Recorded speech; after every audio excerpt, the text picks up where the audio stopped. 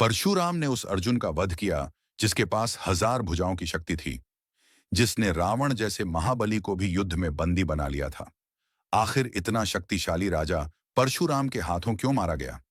कर्तवीर्य अर्जुन एक अत्यंत शक्तिशाली राजा थे, जिनकी राजधानी नर्मदा नदी के तट पर स्थित महिष्मती नगरी थी।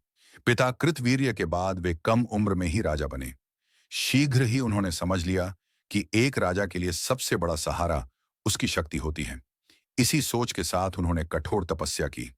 उनकी तपस्या से भगवान दत्तात्रेय प्रसन्न हुए और वरदान दिया कि युद्ध के समय उनकी एक नहीं बल्कि 1000 भुजाएं प्रकट होंगी।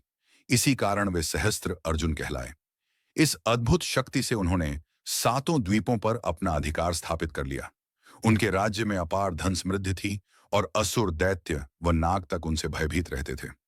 उन्होंने लंका के राजा रावण को भी युद्ध में पराजित कर बंदी बना लिया था, क्योंकि रावण ने नर्मदा का प्रवाह रोक दिया था।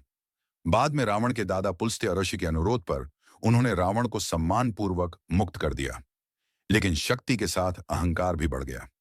एक दिन अर्जुन महर्षि जमदग्नि के आश्रम पहुंचे, जहां कामधेनु नाम की दिव्य गाय थी। अर्जुन उस गाय को लेना चाहते थे, पर अर्षि जमदग्नि ने मना कर दिया। क्रोध में आकर अर्जुन ने बलपूर्वक गाय छीन ली और आश्रम को नष्ट कर दिया। इसी घटना में महर्षि जमदग्नि की हत्या हो गई। पिता की हत्या से भगवान परशुराम अत्यंत क्रोधित हो उठे। उन्होंने कर्तवीर्य अर्जुन से भयानक युद्ध किया और उसकी हजारों भुजाएं काटकर अंततः उसका वध कर दिया।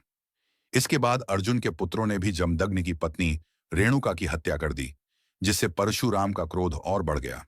तब परशुराम ने अधर्म और अत्याचार करने वाले क्षत्रियों के नाश का संकल्प लिया।